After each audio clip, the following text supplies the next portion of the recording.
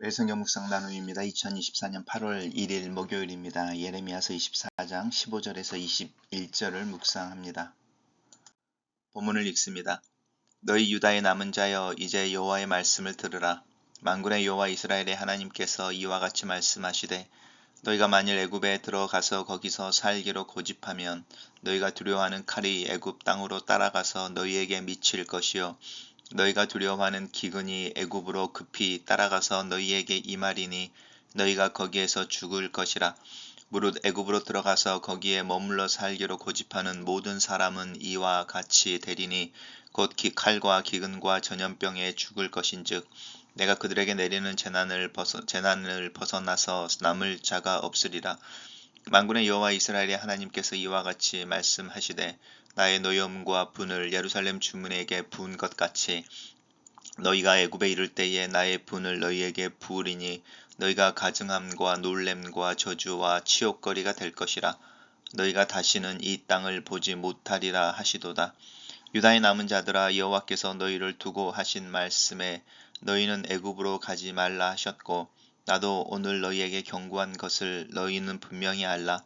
너희가 나를 너희 하나님 여호와께 보내며 이르기를 우리를 위하여 우리 하나님 여호와께 기도하고 우리 하나님 여호와께서 말씀하신 대로 우리에게 전하라. 우리가 그대로 행하리라 하여 너희 마음을 속였느니라. 너희 하나님 여호와께서 나를 보내사 너희에게 명하신 말씀을 내가 오늘 너희에게도 전하였어도 너희가 너희 하나님 여호와의 목소리를 도무지 순종하지 아니하였은즉 너희가 가서 머물려고 하는 곳에서 칼과 기근과 전염병에 죽을 줄 분명히 알지니라.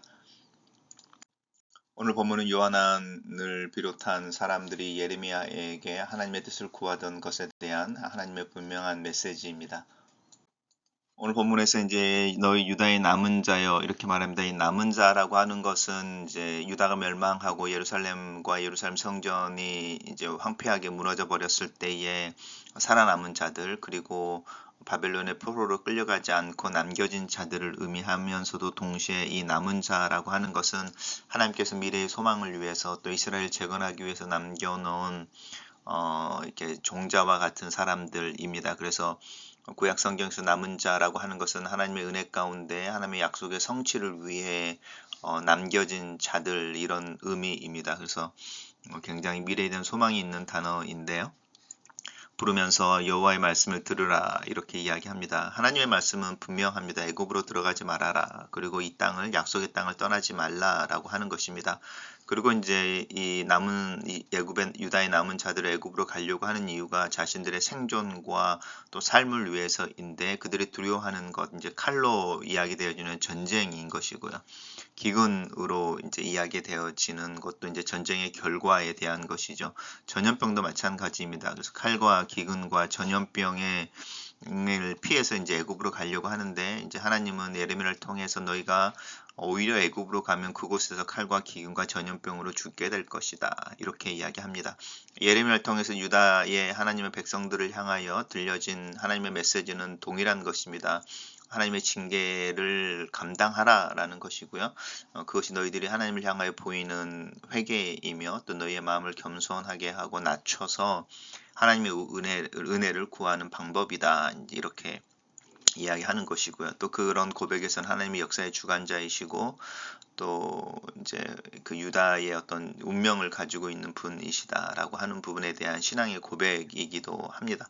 우리가 이제 그런 부분들을 판단해내는 것이 쉽지는 않죠. 우리가 하나님이 역사의 주관자이십니다. 그래서 우리에게 처해진 어떤 사회적인 상황들을 견뎌야 할 때가 있고 또 어쩔 때는 그래서 하나님께서 그것에 대해서 떨쳐 일어나 그것들을 부수고 또 개혁을 하고 이렇게 나가는 부분들이 있습니다. 근데 하나님의 은혜를 주실 때는 그 개혁이라고 하는 부분이 중요해지는데 그때가 놓쳐져서 이제 그때를 잃어버리고 이제 심판이라고 하는 징계라고 하는 상황으로 들어가 버린 때에는 그것을 견뎌내고 또 그것이 하나님에 대한 순종인 상황들이 있습니다. 이제 우리가 처해 있는 상황이라고 하는 부분이 이제 어느 시대를 하나님의 타임라인에서 어느쯤 지나가고 있다고 여기는지를 이제 분별하는 것이 굉장히 중요한데 쉽지 않습니다. 근데 오늘 유다의 남은 자들을 향해서는 이제 이미 그렇게 너희들이 떨쳐 일어나서 뭔가를 고치기 위해서 하는 이런 때는 이미 지났다라는 것이죠. 그리고 너희들 안에 그런 능력도 사실은 이제 회복의 능력도 없는 것이고, 그래서 이제 하나님께서 너희들을 정련하고 단련하고 다시 이제 새로운 사람들로 태어나게 하시기 위해 징계하시는데, 지금은 그 영광로 안에 있어야 된다, 이제 이렇게 이야기하는 부분이죠.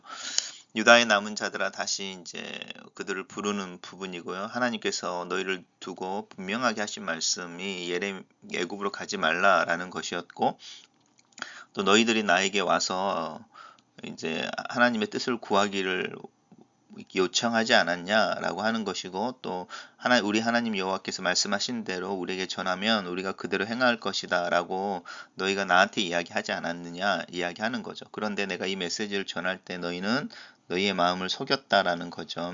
사실은 이렇게 전하는 게 너희들이 이제 애굽으로 가던 길에 나를 만나는 바람에, 그리고 이제 내 이야기가 그전에는 이렇게 거짓 예언으로 비웃음을 받고 또 내가 핍박을 받았지만 그 예언이 성취되어진 지금, 내가 하나님의 메시지를 정당하게 전달하고 있다는 게 입증된 지금 나를 무시하고 지나갈 수가 없어서 내 앞에 와서 너희들이 신앙이 있는 것처럼 하나님 말씀을 찾는 것처럼 나에게 하나님의 뜻을 알려달라 구하고 우리에게 알려주십시오라고 말하지만, 사실은 너희들이 나를 만날 때 벌써 애굽으로 가는 길이었었고, 근데 그것을 정확하게 표현하지 않고 신앙이 있는 것처럼 이렇게 마음을 속이고, 결국은 하나님께서 예레미야를 통해서 애굽으로 가지 말라라고 오늘 분명하게 너희들에게 전했지만, 너희는 이미 그 마음을 가지고 있고 그 마음을 속이고 있어서 결국은 하나님의 말씀이 들려지지만 하나님의 말씀에 도저히 순종하지 않고 너희들이 결국 애굽에 내려가는 것이고, 그 애굽에 내려갔을 때는 하나님의 말씀처럼 너희들이 피하고 싶어하는 칼과 기근과 전염병이 오히려 너희들에게 급히 따라가는 거죠. 따라가서라는 것입니다.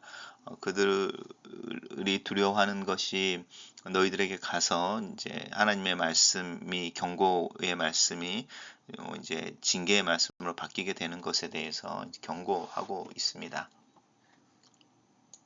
단락을 요약해 보겠습니다.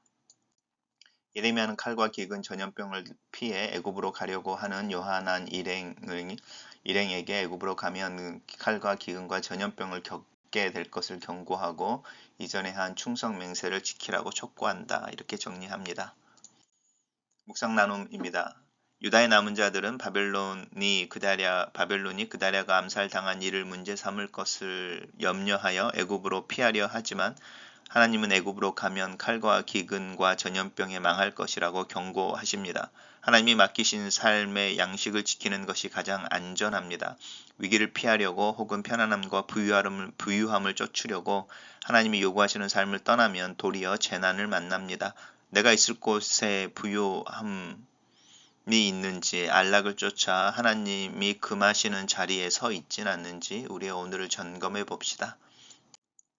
요한을 비롯한 백성은 유다의 남은 자이면서 유다의 회복을 위해 하나님이 유다에 남겨놓으신 자들입니다.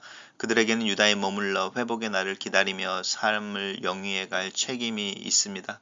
우리 역시 하나님이 교회 회복과 세상의 구원을 위해 남겨둔 자들입니다. 하나님이 우리를 이곳에 두시며 맡겨주신 역할을 찾고 남은 자로서 최선을 또 책임을 다합시다. 유다에 남은 사람들은 애굽에 내려가지 말고 유다에 머물라는 하나님의 말씀을 듣고도 애굽으로 갈 뜻을 굽히지 않습니다. 이에 예레미야는 그들의 순종의 맹세를 상기시키며 그들이 자기 자신을 속이고 있을 뿐만 아니라 치명적인 실수를 저지르고 있다고 지적합니다. 하나님의 말씀대로 살겠다고 고백하면서 내 귀에 듣기 좋은 말씀만 골라 듣는 것은 영적인 생명력을 잃는 실수입니다. 하나님의 말씀보다 자기 욕구를 우선시하면서 하나님의 말씀에 순종한다고 생각하면 착각이며 또 자기 기만입니다. 예레미야가 하나님의 말씀을 그대로 전했지만 유다 사람들은 도무지 하나님의 목소리에 순종하지 않습니다. 이를 그르치는 것은 선지자의 태만이 아니라 백성의 불순종입니다. 말씀 사역자가 하나님의 말씀을 숨김없이 왜곡 없이 전하는 것도 중요하지만 말씀을 듣는 사람이 말씀에 순종하는 것 역시 중요합니다. 그래야 공동체가 말씀의 능력과 말씀이 가져다 주는 평화를 경험할 수 있습니다. 글로 쓰는 기도입니다. 내 판단과 생각보다 하나님의 말씀에 권위를 둡니다. 하나님의 약속이 하나님의 일하심을 통해 이루어지는 것을 믿습니다. 이 믿음으로 오늘 하루 나에게 주어진 삶을 성실하게 살아갈 수 있기를 기도합니다. 묵묵하게 하나님의 때가 되는 순간을 기대하며 내일을 소망하며 오늘을 믿음으로 사는 힘과 능력을 더하여 주시옵소서. 내 주변의 상황이나 관계 속에서 흔들리거나 출렁이지 않게 하시고 파도치는 이면을 넘어 내 마음 깊은 곳에 주님이 주시는 평안과 주님의 약속에 대한 깊은 신뢰가 내 영혼과 삶의 닻으로 내 삶을 붙들 수 있도록 내 믿음을 격려하시고 새롭게 하여 주시옵소서. 예수님 이름으로 기도합니다. 아멘.